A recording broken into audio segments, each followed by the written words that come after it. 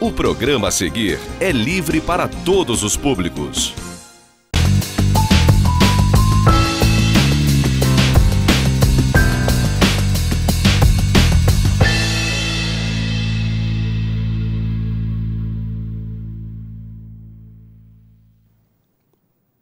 Prezadíssimo cidadão real, conforme você já se habituou em acompanhar as nossas agendas, neste mês de outubro dedicamos todas as edições para tratar da educação como formação profissional, mas como também de valores éticos e morais, por entendermos que é a única maneira de se transformarmos qualquer realidade.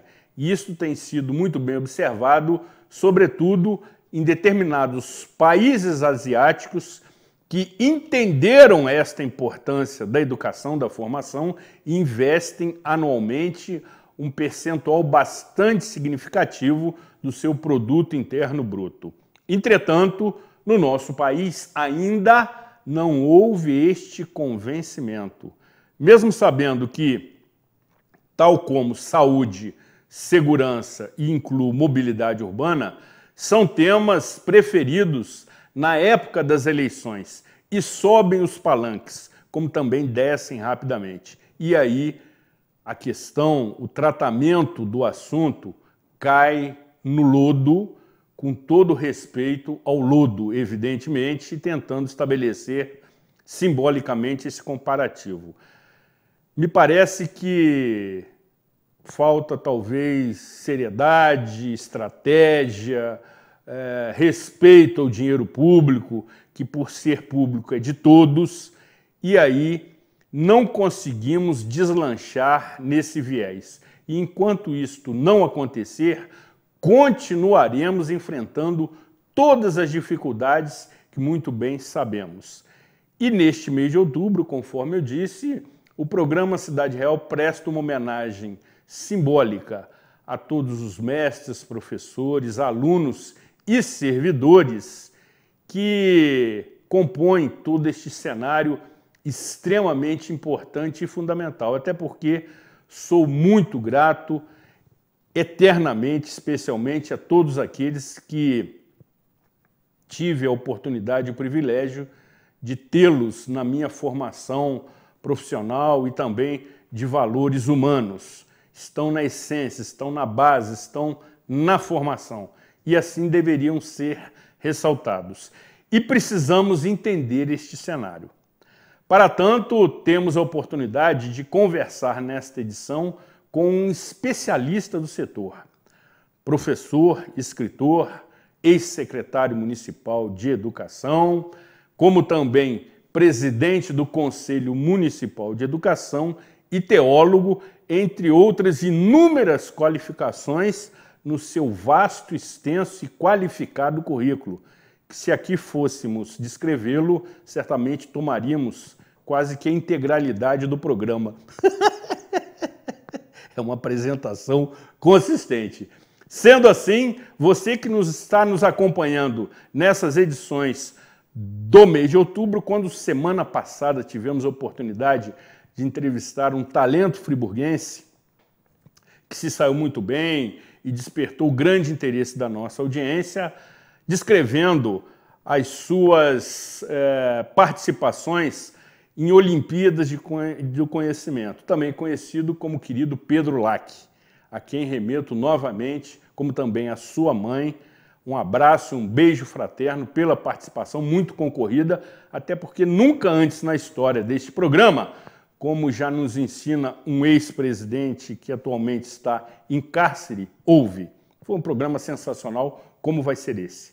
Com a proteção de Deus sempre e de Santa Rita de Cássia, sejam todos muitíssimo bem-vindos em mais esta edição inédita do programa Cidade Real, que conta com o indispensável apoio financeiro dos nossos patrocinadores, diretamente do estúdio Rafael Jacu, neste dia 21 de outubro de 2019.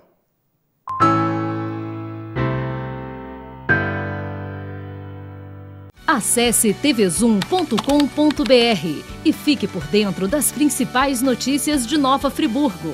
É o jornalismo de 19 anos com a marca TV Zoom, agora também em um portal de notícias. tvzoom.com.br, a sua notícia na internet. Segurança, bom atendimento e comodidade. Muitos anos de trabalho, de conquista e dedicação. Todos os dias, o Plano SAF está em sua vida. A todo momento, o Plano SAF só pensa em você. Todos os dias, o Plano SAF está em sua vida. A todo momento, o Plano SAF só pensa em você. Plano SAF, o seu amigo de todas as horas. Nova Friburgo mais verde. Ser sustentável é fácil. Vamos começar. Use ecobags. Não use sacolas descartáveis. Use transporte alternativo. Vá de bicicleta, a pé ou de carona. Dispense o canudo. Vamos diminuir o consumo de plástico. Com essas 3 ações, em um ano, você economiza 3 kg de lixo, mais de 60 litros de água e 30 horas de energia. Vamos pensar mais verde. Uma iniciativa da Prefeitura de Nova Friburgo. 200 anos. Apoio EBMA. Estamos nos renovando para levar o melhor até você. Mais comodidade, mais conforto, mais variedade. Aproveite! A Giga Farma, agora sob nova direção, tem tudo o que você precisa e com um precinho que faz bem para você. O melhor atendimento, os melhores medicamentos e uma completa linha de produtos para a sua beleza. Farmacêuticos dedicados para atender a sua necessidade. Aqui tem muito mais vantagens. Giga Farma. Venha ser Giga, porque cuidar de você é o que nos move.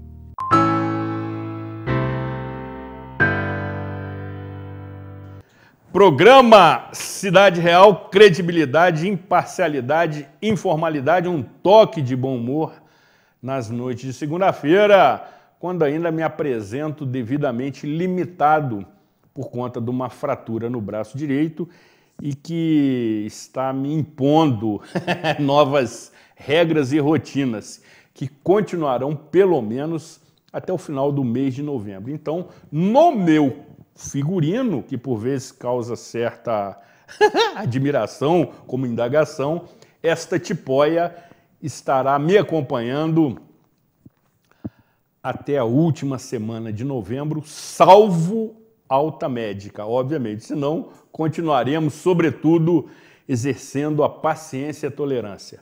Mais do que a recuperação, a cicatrização e a calcificação, o uso de uma tipóia no braço que você usou até o presente momento durante sua vida inteira te exige você criar novas rotinas e, sobretudo, exercitar a sua paciência, a sua tolerância.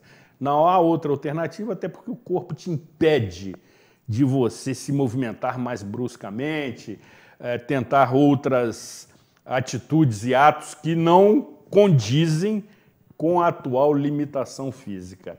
De toda forma, agradeço a manifestação carinhosa dos telespectadores, até porque a tipóia também está sendo útil no que se refere ao quesito indicador de audiência. Porque as pessoas se manifestam indagando o que houve com o braço. Aí isso também é um índice muito interessante. Mas nesta edição eu quero saudar, mesmo que com a mão esquerda, mas com o lado direito do coração, ou ambos, a presença do professor, companheiro, ilustre amigo, escritor, ex-secretário municipal de Educação e atualmente presidente do Conselho Municipal, ao programa Cidade Real. Seja muito bem-vindo, nobre amigo. A direção da TV Zoom e a nossa produção se sentem honradas com a sua presença. Eu que me sinto muito honrado, Zuri, em estar de volta ao programa Cidade Real, estar de volta com você para bater um papo sobre educação, estar de volta com os seus telespectadores. Sempre que eu venho ao seu programa, há comentários, né?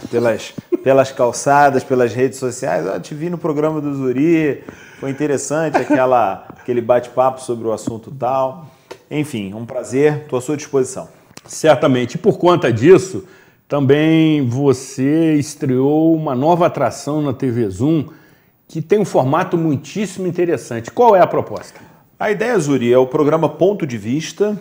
O programa Ponto de Vista é exibido aqui pela TV Zoom toda quinta-feira. 21h30, 9h30 da noite.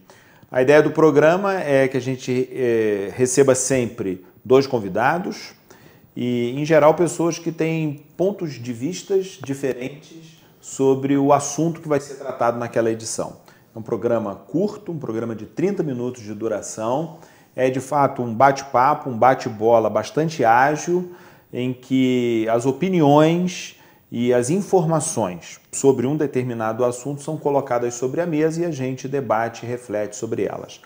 Já houve a exibição de 3 programas, falamos sobre transporte público aqui em Nova Friburgo, falamos sobre jornalismo, fake news, falamos também sobre políticas públicas de uma maneira geral e estamos, enfim, preparando outros temas, outros convidados, alguns com assuntos relacionados àquele momento específico que a gente está vivendo.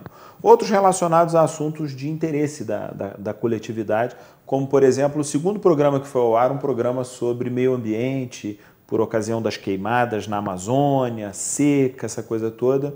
Enfim, foi uma discussão bastante rica. Se eu não me engano, o nosso próximo programa vai ao ar essa quinta-feira, quer dizer, isso eu não me engano. Se ele vai ao ar na próxima quinta-feira, o tema dele será a questão da violência contra a mulher. Recebemos uma advogada, a doutora Maria Clara Rebel, e recebemos uma psicóloga, a doutora Maria Clara Rebel, e uma advogada que já esteve aqui no Cidade Real, doutora Aline Freitas. Spinelli. Fantástica. Fantástica. Muito competente, evidentemente. Deve ter sido... Foi ótimo. Foi um programa muito... Um programa muito dinâmico, muito rico, né? Muito rico. Muito obrigado pela divulgação. Não, estamos juntos. E, sem dúvida, vai se transformar em sucesso de audiência. Se Deus quiser. Pelo formato, que é um formato diferente, muito interessante, quando você permite o contraditório. E a gente sempre disse aqui, amigo, e você sabe disso, que o contraditório incomoda, mas é necessário. Sim, claro. Visões diferentes, um programa rápido, objetivo e que permite a quem nos assiste formar opinião. Claro. Simples assim, você está ali na condição de mestre de cerimônias. Exatamente. Sem interferir tanto na pauta como eu faço. Há controvérsia. Tanto no seu quanto no meu caso. Boa, boa. Amigo, então avançando, e aí repito, programa Ponto de Vista, exibido ineditamente toda quinta-feira, às 9h30 da noite, também conhecido como 21h30. E você tem na grade da emissora as reapresentações, mas também pode ser assistido pelo aplicativo da TV Zoom, que é um aplicativo ótimo, leve, facílimo de ser baixado. Procure no Google Play, por exemplo, abaixe o aplicativo, você assistirá com facilidade não só o programa Cidade Real, mas também como o programa Ponto de Vista e todos os outros da emissora. Vale você ter esse recurso porque é extraordinariamente, eu diria, confortável, cômodo e lhe oferece conteúdo de qualidade. Professor, nesse quesito, antes de abordarmos aspectos no que se refere ao cenário municipal, no qual você está ocupando o cargo de presidente do Conselho Municipal de Educação, sendo eleito pelos membros do Conselho, obviamente, mas temos uma situação muitíssimo, eu diria, talvez atípica, no atual governo Bolsonaro, que é quem determina as regras básicas gerais, porque assim o sistema federativo determina. Estamos observando uma série de situações, por vezes, contraditórias, inexplicáveis e surpreendentes, inclusive com trocas de pessoas do staff do Ministério, como o próprio ministro, por mais de uma vez, e não consegue se observar um alinhamento, um discurso que mostre uma estratégia. Isto posto, queremos ouvi-lo. Pois é, Zuri, eu sou sempre questionado, né, perguntado, consultado em algum sentido sobre a minha opinião a respeito do atual governo federal, no que diz respeito à educação. E a minha resposta, ela tem sido ao longo desses 10 meses de governo praticamente a mesma. ainda é muito cedo para se ter, ou melhor, eu vou mudar a minha fala. Não é cedo para se ter uma opinião, porque já se passaram 9 meses e meio, né? Significa dizer que nós temos aí mais de 200 dias corridos de governo, ou seja, com 100 dias, 120 dias, qualquer governo já diz ao que veio. Já dá para se ter um retrato. Exatamente, é aquela velha história, a gente não precisa comer uma pizza inteira para saber se gosta da pizza, se não gosta da pizza, se a pizza é de boa qualidade ou ela é de má qualidade. Exatamente. Mas no caso do governo federal, no que diz respeito à educação, o governo ainda não mostrou a que veio. Ou seja, ele não definiu claramente uma política pública de educação para os seus 4 anos de mandato. Não há um planejamento definido por parte do Ministério da Educação e das secretarias executivas que há dentro do Ministério, secretarias que cuidam da educação básica, e aqui dentro da educação básica está a educação infantil, a creche, a pré-escola, está o ensino fundamental, está o ensino médio, ou seja, estão aqueles núcleos em que há milhões de crianças e adolescentes matriculadas no Brasil. Aqui em Nova Friburgo são cerca de 30 mil estudantes, unindo rede pública municipal e rede pública estadual, sem falar na rede privada. E aí a gente chega para perto de 42 mil estudantes, só aqui. Ou seja, o Ministério da Educação ainda não sinalizou o que quer, o que deseja, onde o governo está e onde o governo deseja chegar. E para fazer esse caminho, para fazer esse percurso, que estratégias ele utilizará para chegar até lá. Veja, numa democracia é perfeitamente cabível que haja contradições, aquilo que você falava agora há pouco, o contraditório. É perfeitamente cabível que haja divergência de opiniões. E eu poderia perfeitamente dizer, eu concordo com isso, eu discordo daquilo. Como em outros governos, já concordei e já discordei. Mas a questão é que não há efetivamente, isso não sou eu que estou dizendo, qualquer especialista na área de educação, em qualquer nível de ensino, pessoas que estejam dentro das estruturas públicas, pessoas que estejam nas universidades, pessoas que escrevem a respeito, né, direta ou indiretamente sobre educação, porque há muita gente escrevendo e pesquisando sobre educação, porque é um indicador importante para o desenvolvimento da sociedade como um todo.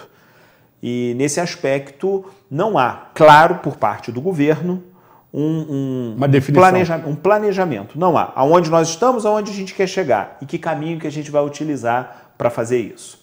O curioso nessa história é que o governo do presidente Jair Bolsonaro é um governo que foi eleito e parte da pauta da campanha estava assentada sobre temas relacionados à educação.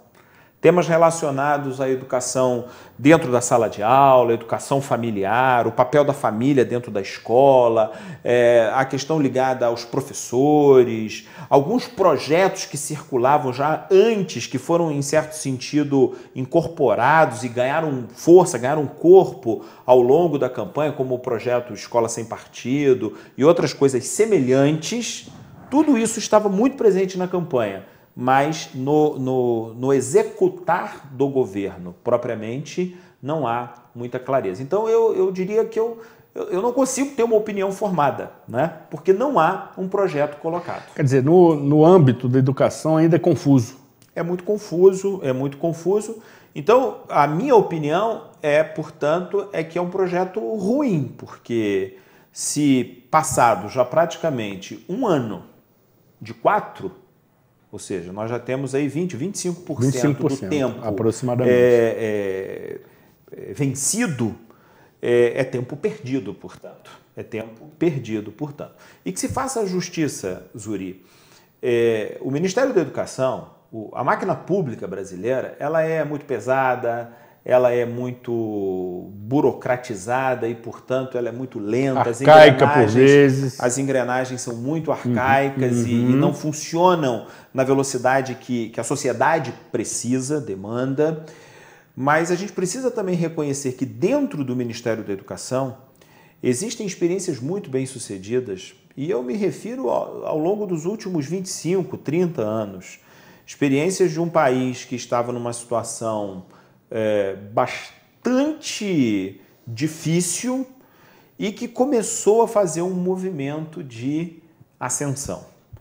E o que a gente percebe é uma espécie de estagnação. Eu vou te dar só um número, porque eu acho que os números ajudam a gente a ilustrar, né?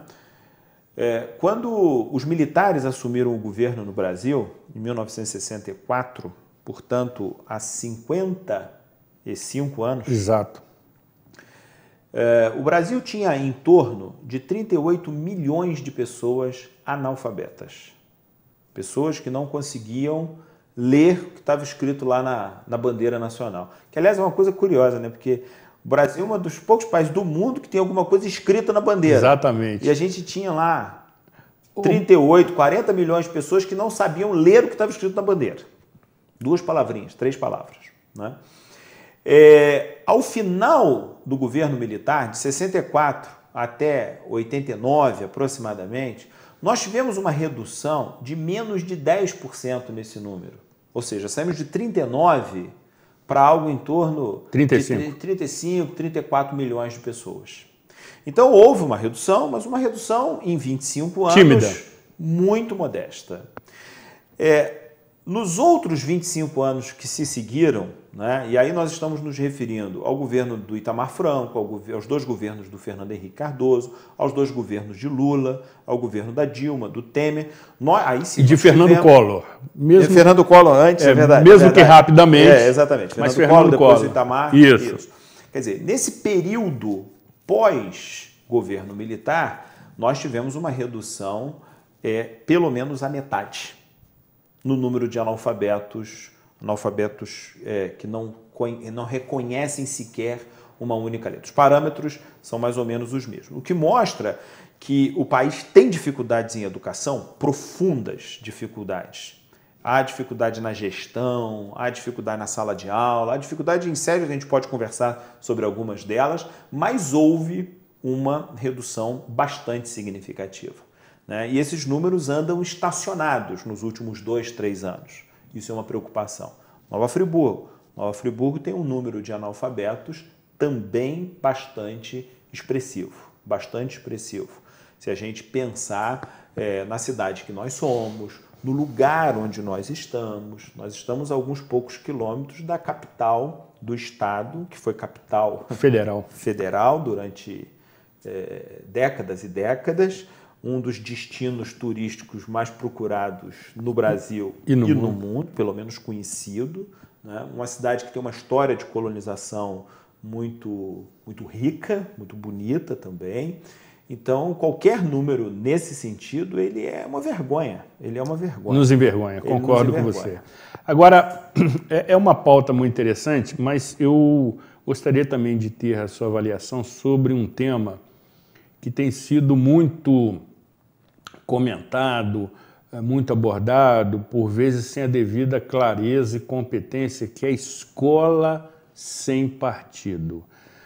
Didaticamente, até porque você domina essa técnica, o que significa e quais são as situações que favorecem ou aquelas que contrariam este projeto ou este programa? Bom, Zuri, primeiro de tudo, é importante que a gente diga que uma das vantagens de se viver na democracia é que a gente necessariamente tem a exposição de opiniões diferentes sobre um mesmo assunto. Perfeito. E aqueles que expõem devem defender as suas opiniões e numa democracia se ganha, se vence no voto. Ou seja, aqueles que angariam mais votos em uma determinada matéria, estou aqui me referindo, por exemplo, a vereadores, deputados, né, senadores, quando há mais votos numa determinada matéria, essa matéria é vencida ou é perdida e a vida continua. Né? Há, inclusive, regras dentro do parlamento, por exemplo, que uma determinada matéria votada numa legislatura não pode ser votada uma segunda vez. Regimental. Exatamente para garantir que aquela tese vencida e a tese perdida, elas se mantenham assim até que a sociedade faça outras escolhas amadureçam de outros representantes e, portanto, haja um amadurecimento. Até porque a campanha política vai servir para isso, para defender, não, vamos voltar a tocar naquele assunto, vamos tentar refazer aquela questão e assim por diante. Olha, Zuri, então eu digo tudo isso para dizer o seguinte, a tese da escola sem partido, ela é legítima, ela existe e ela deve ser analisada, ela deve ser investigada, ela deve ser considerada como algo a ser pensado pelos educadores, pelas escolas, pelas famílias e pelos representantes, por deputados, por senadores, né? Tivemos, no entanto, assim, muitas palavras e muitas opiniões sobre o projeto Escola Sem Partido que absolutamente não tinham a ver com aquilo que o projeto efetivamente propunha. Quando a gente diz assim, que uma escola é sem partido, essa é uma tese que todo mundo, eu, você, qualquer um dos nossos telespectadores, né, as pessoas que votaram nos partidos da direita, pessoas que votaram nos partidos da esquerda, pessoas que não votaram, pessoas que fizeram escolhas mais no meio do caminho, ao centro, né, do ponto de vista político, partidário, ideológico, todo mundo concorda que uma escola não pode ter partido. Perfeito. Isso vamos dizer assim... Indiscutível. Isso é indiscutível. Indiscutível. Isso é indiscutível. A pergunta é, qual é a escola, e aí eu me refiro no âmbito geral, escola aqui entendida como as instituições de educação, qual é a escola com partido? Né? Porque se você tem um projeto sem, é porque você tem algum projeto com partido. Será que eu posso considerar, por exemplo, uma escola confessional, religiosa, como uma escola com partido? Não posso considerar. Apesar de ser uma escola que, além de ensinar o currículo básico da educação brasileira, tem algumas características ideológicas na sua forma de ensinar que a tornam diferente de outras escolas. E os pais, as mães, os responsáveis pelos alunos fazem uma escolha. Não, eu opto por matricular meu filho nessa escola porque, de antemão, eu concordo com esse encaminhamento educacional que essa escola tem. Um outro exemplo, que agora, inclusive, está muito falado, né? As escolas militares. Exatamente. Eu não posso dizer que sejam escolas com partido, mas eu também não posso dizer que não sejam, porque são escolas que têm uma orientação doutrinária, religiosa, que tem a ver com disciplina, com comportamento, com forma de ensinar e aprender. Isso faz parte. Porque, embora a palavra ideologia tenha se tornado uma palavra muito gasta com o tempo, uma palavra muito banalizada e esvaziada do seu sentido original, não há vida, não há opinião, não há uma conversa como essa que nós estamos tendo aqui, não há programa na televisão, não há nada que a gente leia num livro, que a gente receba numa mensagem de rede social, no telefone, não há nada que esteja imune à ideologia. Porque a ideologia é aquele conjunto de ideias que as pessoas carregam e que, às vezes, sem ter a consciência clara delas, acaba externando isso na sua prática, né? Você fez a abertura do seu programa e você, ao final, você disse assim, com a proteção de Deus e de Santa Rita de Cássia, ou seja, há entre os telespectadores do programa Cidade Real pessoas que não são devotas de Santa Rita de Cássia. Sequer cristãos. Sequer cristãos sejam, ou até, inclusive, que acham que é errado o culto à Santa Certamente. A, B ou C. Mas isso não significa que não haja possibilidade de reconhecer o seu direito. Da confissão. Exatamente. Da devoção. E fazer considerações e relevar Perfeito. Isso nos relacionamentos. Perfeito. Né? Perfeito. Há quem diga, por exemplo, que uma escola sem partido seria aquela que não doutrina os estudantes do ponto de vista político. Ok? Está correto. Escola não é lugar para fazer doutrinação de natureza política.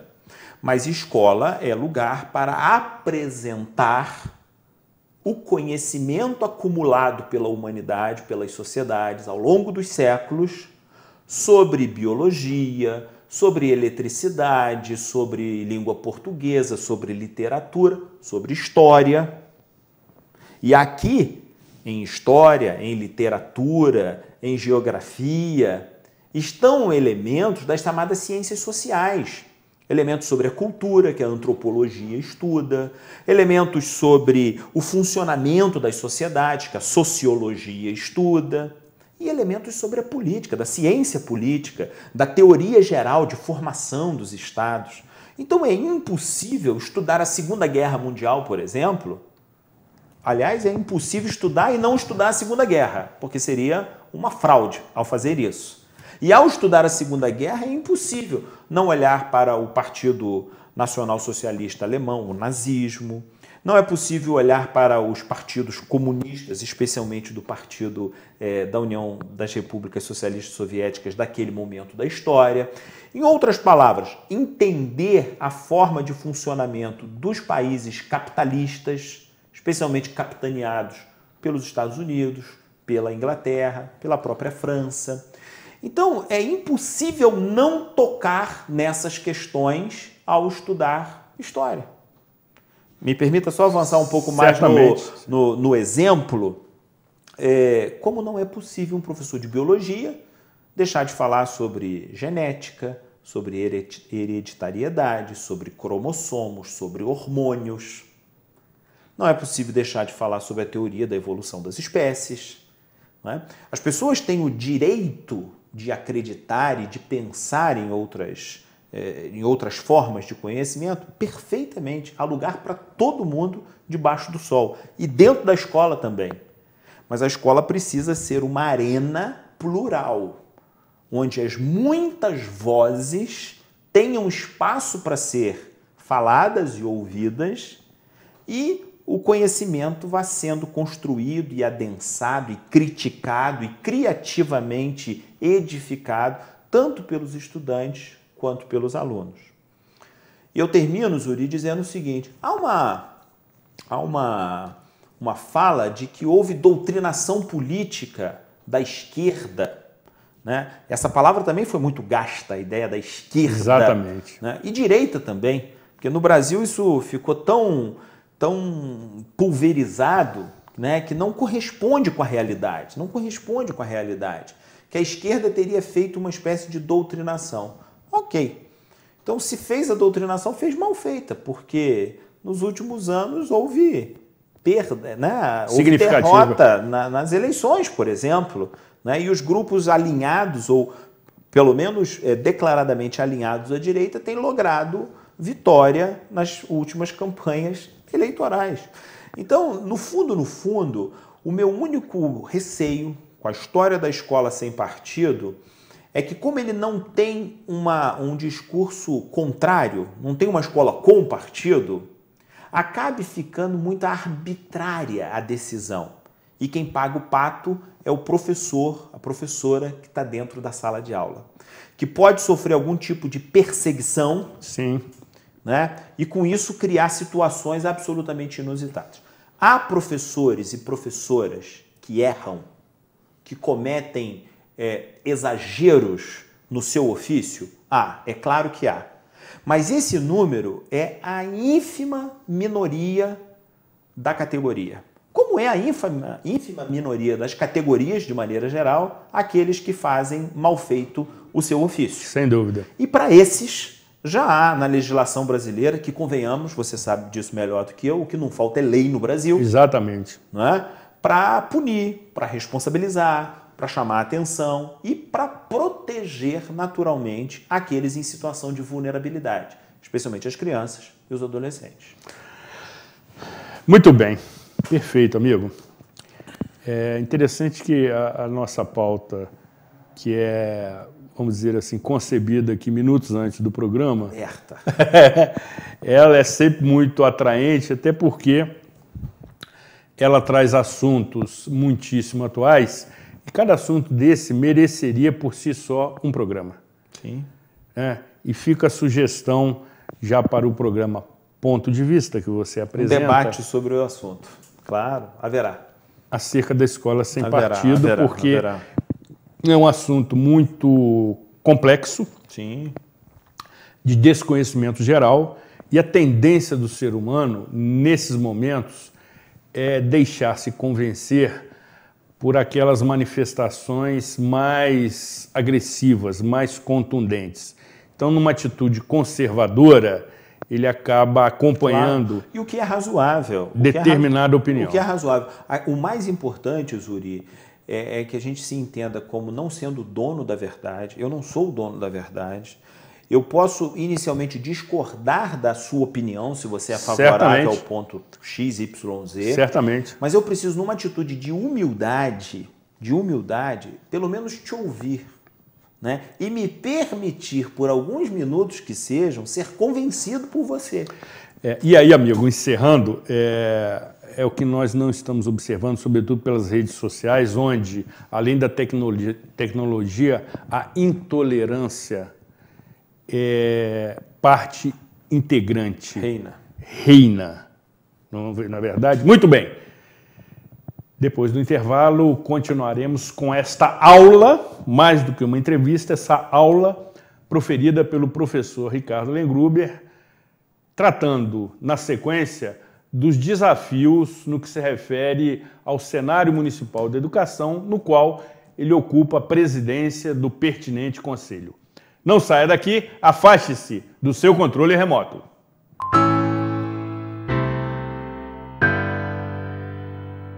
Unimed Nova Friburgo, sempre cuidando da sua saúde. São mais de 10 milhões de reais investidos nos últimos anos. Novos hospitais credenciados, nova central de especialidades credenciada em Teresópolis e em breve em Nova Friburgo. Venha para o plano com maior rede credenciada e os melhores médicos e hospitais. Ligue 0800 765 5517 e descubra as ofertas de planos com cobertura estadual e nacional. Unimed Nova Friburgo, cuidar de você, esse é o plano.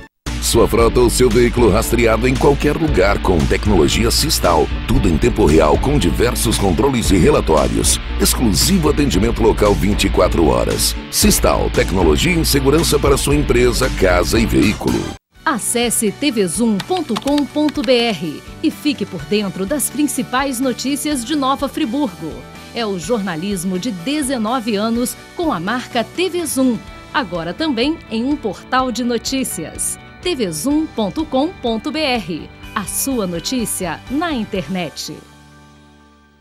Parque das Águas Residencial. Condomínio de fácil acesso aos complexos industriais, rodovias e a metrópole fluminense. O novo empreendimento reúne 8.000 metros quadrados de lazer com academia, salão de festas, restaurante panorâmico e a maior piscina da região. Unidades de 360 a 900 metros quadrados, com financiamento próprio, sem juros e intermediárias. Parque das Águas Residencial. Venha e invista no seu bem-estar. Comunica para quem paga, comunica todo Target, comunica para quem compra, comunica para quem age.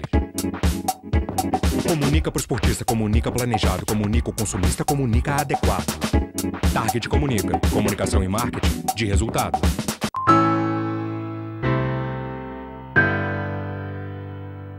Programa Cidade Real, credibilidade, imparcialidade, informalidade, um toque de bom humor. Nesta edição, tratando novamente da temática da educação como formação profissional, educacional e de valores humanos, como estamos fazendo em todas estas edições do mês de outubro, de maneira a oferecer uma homenagem simbólica, porém merecida, a mestres, professores, alunos e servidores do setor, que merecem ser tratados com dignidade, até porque tenho dito que mais do que profissões são missões, mas precisam ter esse reconhecimento. E nesse viés, amigo, você agora está ocupando a presidência do Conselho Municipal de Educação. Foi eleito recentemente pela maioria dos membros e evidente que, não obstante, que é um termo ótimo, a sua experiência e conhecimento quando esteve na condição de secretário municipal de educação, também trabalhar diariamente no setor, através do Educandário Miosotis, e também sempre muito integrado às movimentações da sociedade civil organizada nesse âmbito. Qual é a sua leitura do atual cenário municipal? Quais os desafios a serem superados? Bom, Zuri, uma palavra muito rápida sobre o Conselho. Perfeito. O Conselho Municipal de Educação, aqui em Nova Friburgo, é um dos colegiados mais participativos, mais ativos que o município tem. Há outros conselhos que não conseguem funcionar da maneira regular. Há conselhos que funcionam intermitentemente. Há conselhos onde não há muita discussão, porque o governo, digamos assim, tem maioria e ali ele meio que é uma extensão da secretaria, né? Mas no caso do governo do Conselho de Educação, essa realidade tem sido, ao longo dos últimos anos, um pouco diferente, né? Há a participação, a presença do governo, sim, mas há uma participação muito ativa da sociedade civil. O Conselho tem 30 assentos, são 15 titulares e 15 suplentes, e que praticamente todos participam. Há representação do governo municipal, do Conselho da Criança e do Adolescente, da Câmara dos Vereadores, das universidades públicas e privadas, a participação do Sindicato dos Professores da Rede Particular, do Sindicato dos Profissionais de Educação da Rede Pública, a participação também do Sindicato Patronal das Escolas Particulares e há 4 assentos da sociedade civil também, né? Então é um grupo bastante eclético, bastante plural. E a cada 2 anos há a escolha ali de um presidente, uma presidenta, que assume a função e toca os trabalhos, mas que na verdade é muito mais uma liderança das reuniões propriamente ditas do que propriamente liderança do conselho, porque o conselho é muito ativo e o presidente não delibera sozinho, não decide sozinho, não tem nenhuma prerrogativa exclusiva, sozinho, né? O conselho tem por finalidade, Zuri, fiscalizar o funcionamento do sistema de ensino no município, inclusive das escolas particulares, também no que diz respeito à educação infantil. Então, nesse momento de matrícula, todo mundo que nos ouve está procurando uma escola pública ou privada para matricular o seu filho, por exemplo, na educação infantil, entra no site do Conselho Municipal de Educação e procura saber se a escola está devidamente autorizada a funcionar. É o Conselho quem emite essa autorização. Isso é importante porque isso garante a segurança das crianças dentro da escola, garante o correto desempenho do currículo escolar e garante também qualidade do trabalho dos profissionais, questões ligadas às leis trabalhistas, ligadas à carteira assinada, jornada de trabalho, formação desses educadores para atuarem nas áreas que estão atuando e assim por diante. Então o Conselho certifica. cmenf.org. Conselho Municipal de Educação de Nova Friburgo, as iniciais cmenf.org. Lá nesse site há toda a explicação sobre o que é o Conselho, quem são os componentes, quais são suas atribuições, toda a legislação produzida pelo Conselho e todas as escolas também da rede privada que têm a devida autorização. Não nos enganemos, há muitas escolas funcionando e sem a autorização pertinente. Muitas? E há muitas escolas. Há muitas escolas em Friburgo. Na lista do site você não vai encontrar o nome de quem não tem autorização, você vai encontrar o nome de quem tem autorização. E aí, por exclusão, você sabe se aquela escola que você está buscando tem ou não tem autorização devida. E o Conselho tem por finalidade propor políticas públicas, ou seja, acompanhar, monitorar e, em certo sentido, dar as diretrizes daquilo que será a política do município em termos de educação. Então, por exemplo, o prefeito é eleito e ele tem lá um projeto de governo na área de educação. Esse projeto é colocado sobre a mesa do Conselho e o Conselho monitora se efetivamente aquilo está ou não está acontecendo, né? O atual governo, ao ser eleito, empossado, ele tinha lá uma promessa de campanha, por exemplo, na área de educação, que era a ampliação das escolas, creches, de tempo integral. A promessa era de 100%. E nós estamos chegando ao final do 3º ano, de 4, e essa ampliação não ocorreu na proporção que o tempo exigia para alcançar a meta estabelecida pelo próprio governo. Certamente. Então, isso significa dizer que, muito provavelmente, isso não vai acontecer no ano de 2020, até porque um ano eleitoral é um ano em que há, além de toda a confusão da campanha e da pré-campanha, há uma série de limitações impostas pela própria legislação exatamente para não desequilibrar a disputa eleitoral. Então, é bastante improvável que isso ocorra. E era bastante improvável que ocorresse mesmo antes, porque todo mundo que conhece o orçamento público municipal, a quantidade de dinheiro que tem disponível, a situação das creches, escolas, prédios que o município tem, sabe que entre o que nós temos hoje e o 100%, existe um caminho longo a ser percorrido, que não é um governo de 4 anos que vai dar conta de fazer. Certamente. Qualquer um governo. Ou seja, o Conselho Municipal de Educação, que se reúne com regularidade... Sim, nós temos pelo menos 2 reuniões ordinárias por mês. No interregno delas é possível que haja a necessidade de alguma reunião extraordinária. Fora isso, o Conselho tem câmaras técnicas, educação infantil, ensino fundamental e legislação, e fazem visitas com alguma recorrência. E ele tem um expediente diário com profissionais atendendo ao público, atendendo a denúncias, recebendo direção de escola. Então ele tem uma rotina. Tem uma estrutura. Ele tem uma estrutura, funciona na rua Santos Werneck. Sabe onde é a rua Santos Werneck?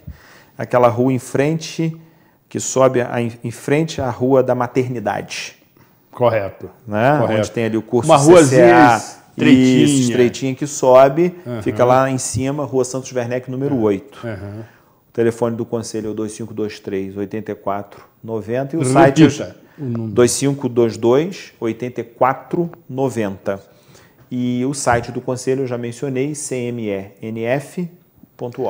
Essas reuniões são abertas. São abertas. São abertas. Todo cidadão está convidado a participar, a ouvir, conhecer os debates. O calendário se encontra no site? O calendário se encontra no site. Nossa próxima reunião ordinária será no dia 31 de outubro, sem ser essa quinta-feira 24, a próxima 31.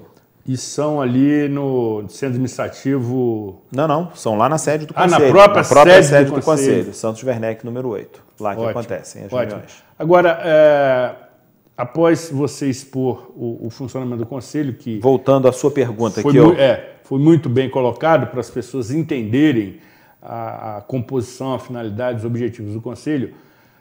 Qual é a avaliação do Conselho do cenário municipal da educação? Bom, Zuri, eu não falo aqui, né, com procuração do Conselho como um todo.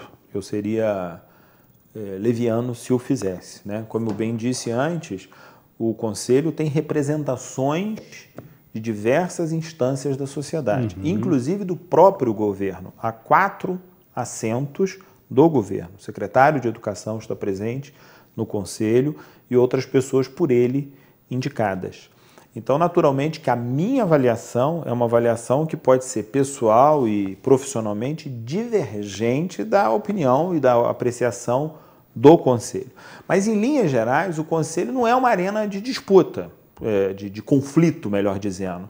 É uma arena de colaboração, né? Então, quando há um enfrentamento das questões sobre algo que se considera que esteja equivocado na política, na condução da política pública de educação do município, o Conselho questiona, o Conselho cobra, o Conselho toca na ferida e manda ofício e quer saber da resposta. O Conselho, enfim, procura investigar o que está acontecendo e demanda o governo o tempo todo sobre o que é que está acontecendo em resposta, né? Então, assim, de modo geral, todos somos reconhecedores de que há esforços, sim, por parte do governo, há esforços por parte da Secretaria de Educação e há passos que são dados. Mas o que a gente percebe com muita clareza, Zuri, é que o poder público no Brasil ele tem que trocar a roda, o pneu de um carro que está furado, mas com um carro em movimento. né? Eu diria até assim, um pouco mais poeticamente, às vezes não basta trocar a roda, tem que inventar a roda de novo, com um carro em movimento. Há pouco recurso, né? Há pouca disponibilidade de pessoal, embora haja muito dinheiro e muita gente, ainda é insuficiente para o tipo de serviço que o governo precisa entregar para a população no que diz respeito à educação. Eu concordo com as teses que a gente tem que enxugar o Estado, que o Estado tem que ser mais leve. Quando eu me refiro ao Estado, aqui eu estou me referindo à prefeitura. Logicamente, também, né? Ao sistema. Ao sistema. Tem que ficar mais leve, tem que ficar mais barato, tem que ficar mais ágil, tem que desburocratizar. Mas, ora, a educação que nós temos e a saúde pública que nós temos no município revelam que está entregando pouco, está entregando insuficiente. Exatamente. Então, isso significa que a gente precisa aprofundar. Olha, se a gente fizer um exame comparativo, o Brasil gasta em torno de 5% do seu PIB, você falou sobre PIB no início do programa, né, com educação. Isso, Zuri, dá em torno, estou falando de Brasil, de 116, 117 bilhões de reais. Né? Esses 5% é o equivalente ao que a Suécia gasta, é o equivalente ao que a Noruega, França. Esses países têm aí em torno, e que têm uma educação de qualidade, né, ou pelo menos bastante melhor do que a nossa, também gastam nessa hora. A diferença, eu vou usar aqui algo que eu ouvi de um professor muito conhecido aí no Brasil, na internet ele disse uma coisa que eu gostei bastante, Ele disse assim, um avião para levantar voo, ele gasta muito mais energia, combustível, esforço, sem dúvida, do que para ele manter a sua velocidade de cruzeiro. Então a Noruega, ela já colocou o avião em velocidade de cruzeiro. E já está voando, digamos assim. Então ela ela precisa investir muito menos combustível para o sistema educacional dela andar. Diferente do Brasil, aqueles números todos que a gente falou, analfabetismo, né? Aquilo tudo, para a gente fazer o nosso avião. A gente começou a decolar, mas ainda estamos em decolagem. Só que a gente tem a mesma quantidade de combustível de quem já está lá em cima. Por isso o Brasil é uma das 10 maiores economias do mundo, entre 200 países praticamente, e nós estamos lá no número quase 70 Exatamente. Em termos de qualidade educacional. Exatamente, o que é sofrível. Sim, com todas as discussões que se a prova é boa ou não é boa, ok, mas o número 70 sendo entre os 10 primeiros. E essa realidade, ela se reproduz, para não fugir da resposta, ela se reproduz no município. Ela se reproduz no município. Né? Às vezes as pessoas dizem assim, o município tem que investir 25%, alto lá, não é 25% do orçamento. Porque se fosse, nós teríamos uma outra situação. É 25% da sua arrecadação tributária direta. Então isso faz com que esse número despenque. Sem dúvida. Portanto, o orçamento da educação no município só é o que é, em torno aí de 100 e poucos milhões de reais, para atender 20 mil alunos, 3 mil servidores, durante 200 dias letivos. Faz a conta aí que você vai ver que vai dar um valor muito pequenininho, per capita, dia. Né? Só é o que é graças às transferências, sobretudo federais. E aí vale um parêntese muito importante, que é a história do Fundeb. Quando você me perguntou sobre o que eu penso sobre o governo federal, uma boa resposta será quando o Ministério da Educação, a base parlamentar do atual governo e o próprio presidente da República sinalizem com a manutenção e a ampliação do Fundo de Manutenção da Educação Básica, o Fundeb. Porque se acontecer o que parece que vai acontecer, o que é ruim vai ficar absolutamente desastroso. Teremos o caos. O caos total. Seria algo assim, quase que reversível, amigo. Sim. Porque para usar o exemplo, a analogia do avião que decola e se mantém voando, nós estaríamos a uma situação do avião na pista, ainda aquecendo as turbinas, caso isso aconteça. Um avião voando, se falta combustível, qualquer coisa parecida, ele tem uma série de recursos para pousar. Sem dúvida. Mas um avião levantando o voo, se ele perde motor, se ele perde combustível, se ele perde qualquer coisa, você engenheiro conhece isso muito melhor do que eu, a gravidade do trauma é muito maior. A inércia Na será verdade, muito maior. exatamente. A inércia era muito maior. Amigo, nós já estamos começando a caminhar para a reta final desta nossa aula, mas também queremos ouvi-lo acerca desta sua 11ª obra literária que compõe um acervo riquíssimo, cujo título trata justamente da realidade não é o nosso quintal. Uma publicação da editora In Media Res, e aí peço um take um pouquinho mais aberto da nossa querida repórter cinematográfica. Perfeito, vejam, no canto direito do livro você observa ali um ícone da editora e à sua esquerda o nome do professor e escritor que propõe mais esta reflexão como tantas outras publicações. E esta é muitíssimo recente, foi lançada há pouco tempo, mas propõe uma reflexão intrigante. A realidade não é o nosso quintal? Zuri, é um pouco na linha daquilo que você dizia há pouco, né? Que a rede social virou uma arena de disputa, de ódio, de conflito, de intolerância. Perfeito. As nossas relações acabam se transbordando também nessa direção. E o título do livro, que foi uma sugestão da editora, né, da Ana Beatriz Manier, que é ótima, extremamente competente. Foi responsável pela edição do livro e é uma das proprietárias da editora In Media Res, junto com a Amanda Lobosco. Que já estiveram aqui no seu programa. Já estiveram aqui, foram entrevistadas, saíram muito bem. Isso é muito bonito, muito curioso, porque Friburgo tem uma vida cultural, literária, bastante exuberante. Pujante, né? Diria. E foi uma sugestão dela, ao ler os textos, ao ler os capítulos do livro, ao ler os ensaios que estão propostos ali sobre política, sobre educação, sobre religião, dizer assim, não, a gente olha para a realidade e a gente acha que a gente sabe tudo sobre aquela realidade, como se a realidade fosse o nosso quintal, né? Ou seja, como se o meu olhar sobre a realidade fosse a própria realidade e fosse a verdade sobre essa realidade. Então, o título é uma provocação inicial desconstrutivista, ou seja, não, a realidade ela é muito mais sofisticada, complexa, ambígua, plural do que a gente imagina, que a gente supõe. É uma reflexão provocativa. Por isso é importante o diálogo. E a ideia do livro é exatamente ser um diálogo. Em várias páginas dele tem lá um QR Code, um código, você aponta o celular e ele te direciona para um vídeo. Sensacional. E o vídeo é um bate-papo sobre temas que estão ali naquela parte do livro. E no vídeo, naturalmente, o leitor, agora telespectador, lá no vídeo, tem a condição de fazer a sua interação. Sensacional, amigo.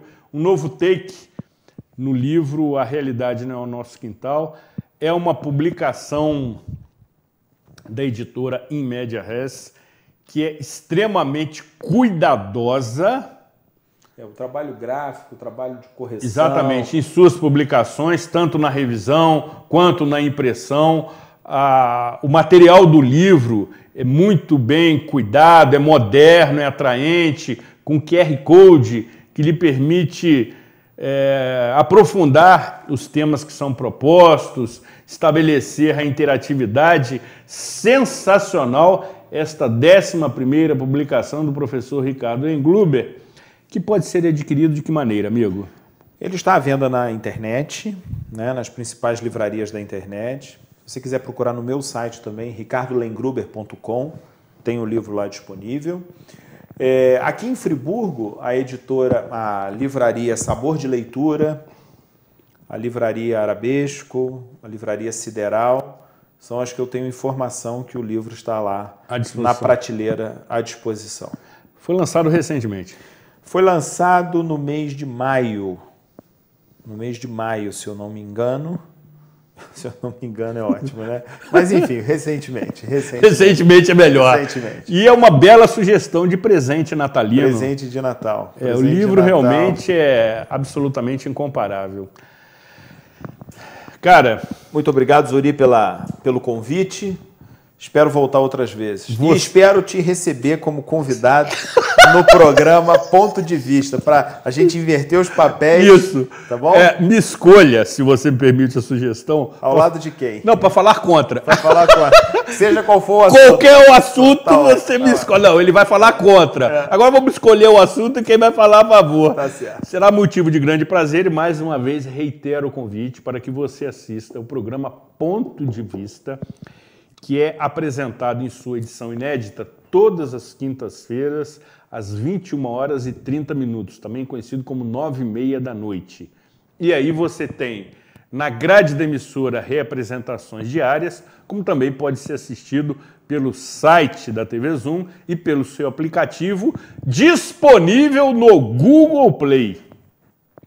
Precisamos encerrar, minha queridíssima Jussara, sempre fazendo take aqui dos elementos do cenário, que estão emoldurando, que é um termo ótimo, esta belíssima obra literária, quais sejam esta belíssima e perfumada orquídea, como também esta ursinha que tem provocado indagações que eu diria bastante interessantes acerca da sua procedência. Quero apenas dizer que tem o nome de cereja. Aqueles que conhecem um pouquinho das raízes saberão por quê. Precisamos encerrar novamente agradecendo a Deus Todo-Poderoso, a Santa Rita de Cássia. Professo sempre a minha devoção por esta santa absolutamente fantástica, pedindo que continuem protegendo, abençoando e iluminando especialmente todos aqueles que têm, por delegação do nosso voto, a obrigação e o comprometimento de oferecer condições mínimas para que todos aqueles envolvidos no setor tenham um melhor desempenho. E aí, certamente, Nova Friburgo, que é o que nos une, agradece. Cuidem-se bem e até a próxima edição.